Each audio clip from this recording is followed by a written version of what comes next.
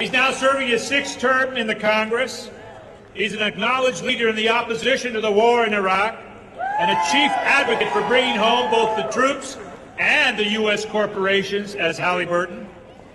He not only does have a detailed plan for universal health care, he's filed it as a bill, H.R. 676. From his middle-class upbringing to his service as a big city mayor, he understands the problems faced by working families.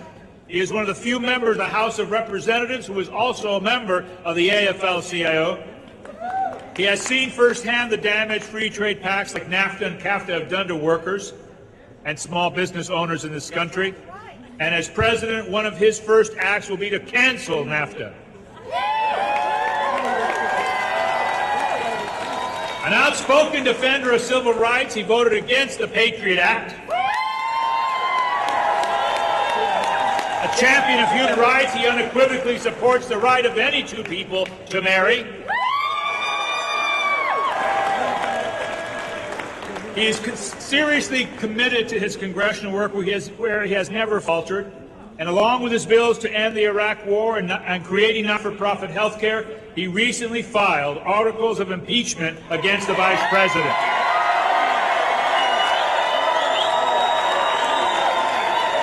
Please welcome a great warrior for America, a man I can call my friend, Congressman Dennis Kucinich.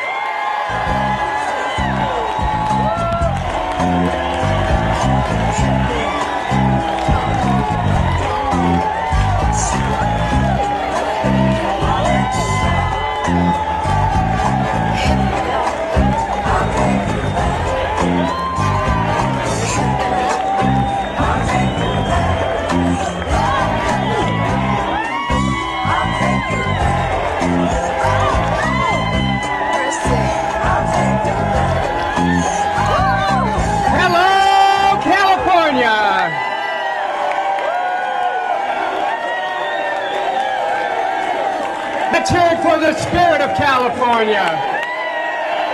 That spirit that has changed America time after time.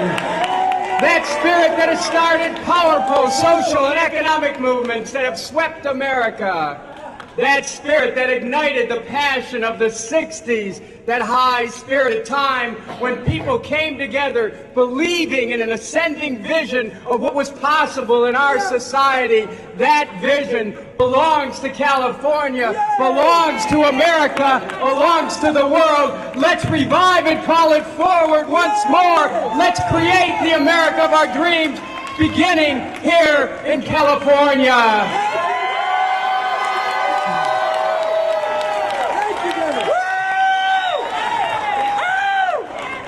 This is time for us to reconnect with our greatness, to reconnect with the grand vision of America, to have the courage to know that we have the ability to create a greater America, one of integrity, one of authenticity, one which is grounded in the truth, a nation of compassion, a nation which comes from the heart, a nation which believes in the imperative of human unity, that we are all one, that the world is interconnected and interdependent. California, help America reclaim that vision.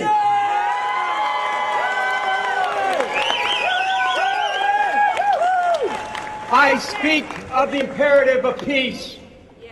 We are at a moment when we Democrats must reclaim the initiative and stop funding the war, end this war.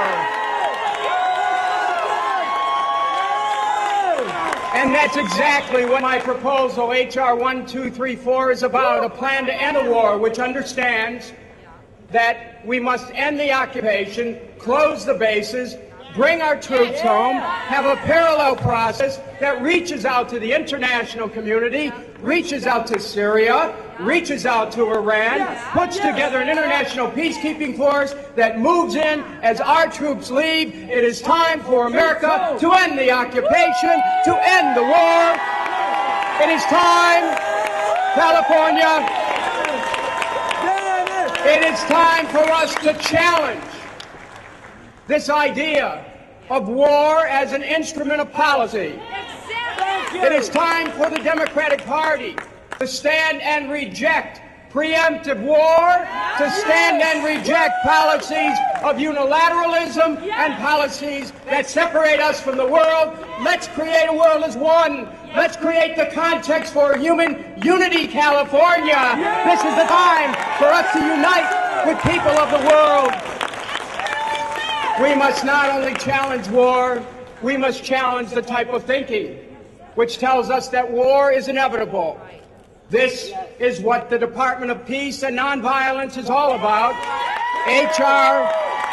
House Resolution 808 takes the dream of Dr. King, of Gandhi, of Christ, of all the great visionaries and leaders of our time, and brings to it a plan to deal with the issues of violence in our society, issues of domestic violence, spousal abuse, child abuse, violence in the schools, racial violence, gang violence, violence against gays, police, community relations, clashes. We know that we have the capacity to transcend violence. We know that we can reconnect with the angels of our better natures. We know that we're waiting for an educational program that will teach our children peace-giving, peace-sharing, conflict resolution, peer mediation. We can create the beloved nation with a Department of Peace and Nonviolence. We could create a more peaceful culture. America can become a nation of peace.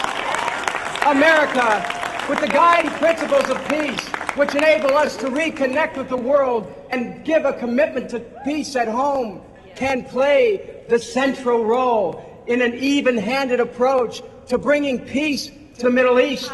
This needs to be a guiding principle of the next president, and I intend to be able to reach out to both to the Israelis and the Palestinians to once and for all reconcile the differences. We must do that. We must bring our brothers and sisters together. When our brothers and sisters are killing each other, it's for us to help reconcile them, not take the position of one against the other, but bring them together so that both may survive. And so we move from the imperative of peace to the imperative of a healthy planet. We move from challenging this thinking that creates global warring to the type of thinking that creates global warming. And we need to challenge the oil companies who have locked us into energy policies and move towards wind and solar and green energy. Create a green America. Come on, California. California is ready to lead the way. California has led the way. When John Kennedy was president, we remember that he called forth from the American people the capacity to really respond to the needs of the country when he said, "Ask not what your country can do for you, ask what you can do for your country." I intend to reach out and reconnect with the American people and touch that capacity that each person has to help restore the planet by enabling all of us to come together in a common effort for sustainability, to look at the individual choices that we make, to look at our energy policies, to find a way to repair our environment. The American people are ready to reach and work together, just as John Kennedy challenged us to reach to the stars. So I will understand our vision is more focused on this planet. We can repair the planet. We can heal the planet. The intention is to bring America together in a new green program, WGA, a Works Green administration that causes America to build new solar and wind technologies, new energy technologies. California will have a tremendous economic boom in creating those new jobs, and we're just on the threshold of it. We need only a president to call that capacity forward from the American people, and I'm prepared to be that president. California. Let us connect with peace and healthy families. We know that a central reason for poverty in America is because many people have lost everything they own because they couldn't afford to pay the doctor bills. Do you know the leading cause of bankruptcies in America? People can't afford to pay the doctor bills. The leading cause of foreclosures in America. People can't afford to pay the doctor bills. We have a country that has such great wealth. We spend $2.2 trillion a year on health care. But 31 cents on a dollar goes for corporate profits, for stock options, for executive salaries, for advertising, marketing, the cost of paperwork. This for-profit healthcare system has denied 46 million Americans any health care at all. 50 million Americans are underinsured. It is time for the American people to have a president who is ready to challenge this system and call forth Medicare for all, a universal, single-payer, not-for-profit health care system. California, are you ready for this? California, are you ready for a president who will challenge the insurance companies? Are you ready for a president who understands that the biggest concern in all families is whether or not they'll be able to pay the premiums, the co-pays, the deductibles? Now, some of my dear friends who are also running are saying their idea is to cause the government to subsidize the insurance companies. With your help, we'll take that animating power and courage that came from many of you in California to establish a health care system you can call your own, so that we can establish a health care system the American people can call their own under a Kucinich White House.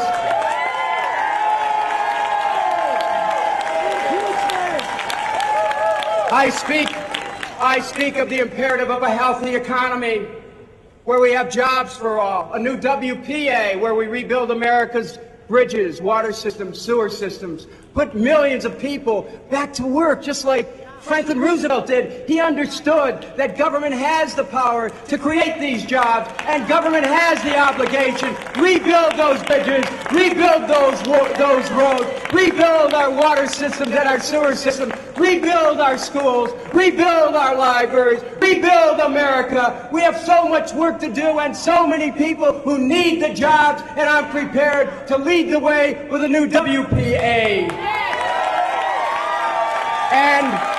And I'm prepared to lead the way with a new American manufacturing policy, which says that the maintenance of steel, automotive, aerospace, and other manufacturing is vital to our national economic security. And as part and parcel of that, one of my first acts in office will be to cancel NAFTA and the WTO and to go back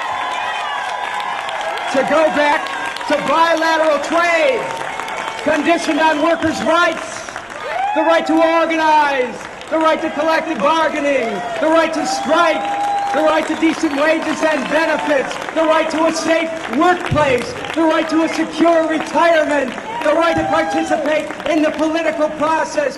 Those will be in all the trade agreements of a Kucinich administration. So too will human rights, prohibitions on child labor, slave labor, and prison labor. So too will environmental quality principles. We can use trade to lift up our environment. We can use trade to lift up the human condition. We can use trade to lift up workers' rights. And I will take the steps to do that with your support. A president must be prepared to challenge the monopolies not only in healthcare, but the energy monopolies, the oil companies, who at this time are gouging the people of California with confiscatory pricing structures, which are based not on realistic costs in a market, but which are based on oil companies being able to game the system. The switch from winter gas to summer gas is an example of how the oil companies have to be brought to inspection, how we have to break up the monopolies in energy and stop the gouging that goes on. And we have to break up the monopolies in utilities. We have to create an economic democracy. My administration will be about the imperative of immigrant rights. When we speak of coming to America, all those of us who are the children or grandchildren of immigrants, which I would expect are many people in this room, understand the beauty of that poem in Ellis Island at the base of the Statue of Liberty. Give me your tired, your poor, your huddled masses, yearning to breathe free. The wretched refuse of our teeming shores. Send these, the homeless, the tempest-tossed, to me. I lift my lamp beside the golden door.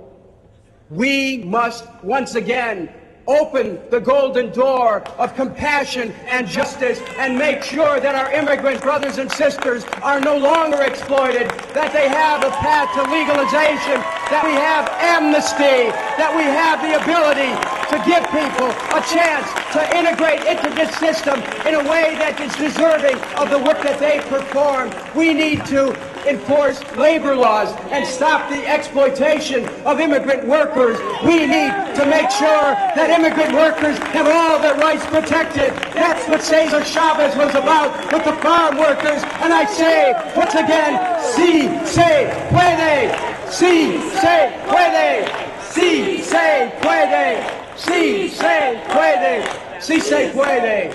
Not only for our immigrants, but si se puede for reclaiming our individual liberty rights.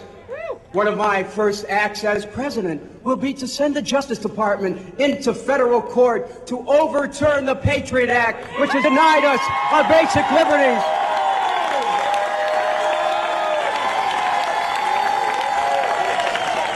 We are going to stop the government from spying, and we are going to stop the government from wiretapping, and we're going to get the government out of people's bedrooms. We're going to get the government doing what it should do, which is supporting the Constitution of the United States, not undermining it.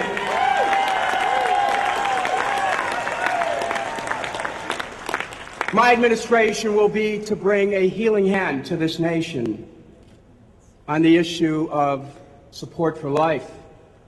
Now, we know that Roe versus Wade has been under attack, and we know that it's important that not just all Democrats, but that everyone everywhere understand that the rights of women to be able to make their choices in consultation with their doctors are a basic right in a democratic society. And at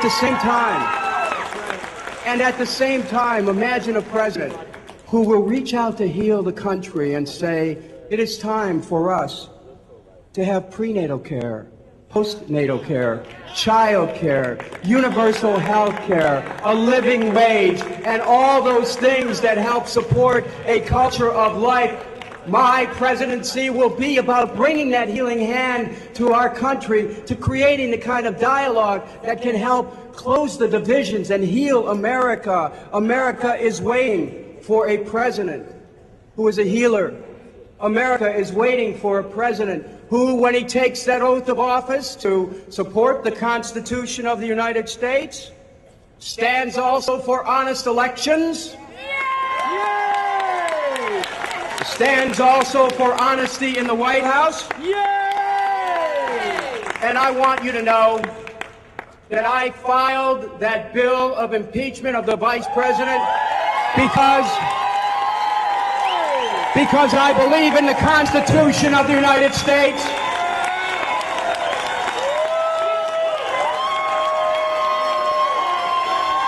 This is about having a president who stands for America's highest ideals. This is about having a president who stands for America's laws. This is about having a president who understands the long constitutional tradition which we have depends on honesty, depends on integrity, depends on the truth, depends on standing for that, not only publicly, but in the quiet moments, depends on a president who understands that when you take that oath of office, you're fulfilling a sacred promise that connects you from George Washington to Lincoln to Kennedy to Carter, to Clinton, and beyond. And as the next president, I intend to see our Constitution protected and defended.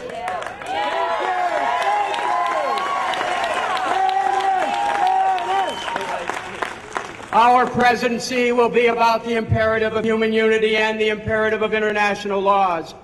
Anyone who's in the White House must not only abide by the laws of our nation, but must also abide by international law. The United States will join the International Criminal Court. We will rejoin the world community. We will sign the Kyoto Climate Change Treaty. As President, I'll take steps to fulfill the dream of the Non-Proliferation Treaty. We must once again lead the way to abolishing all nuclear weapons.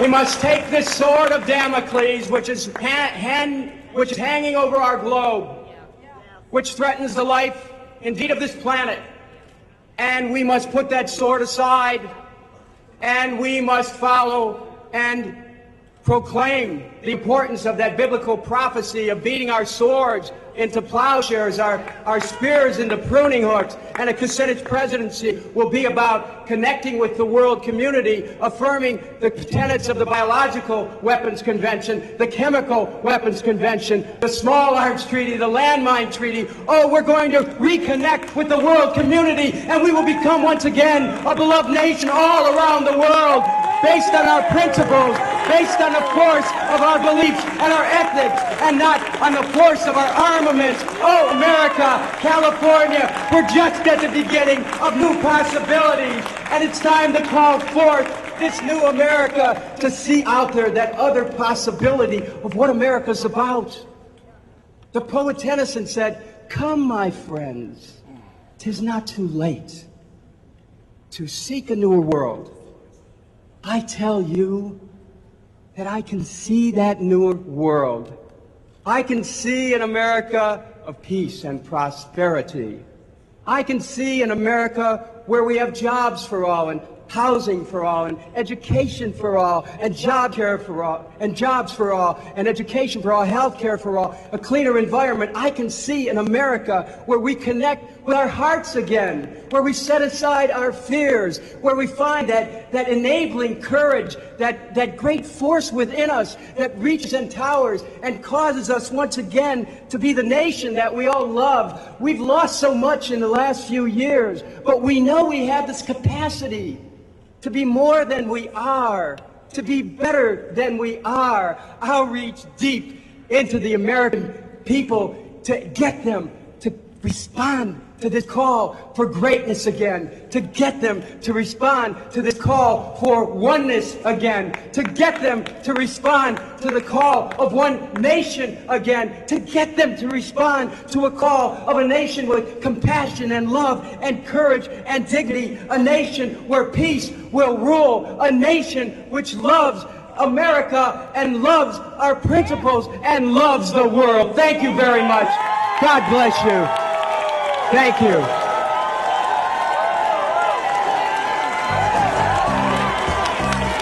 Thank you.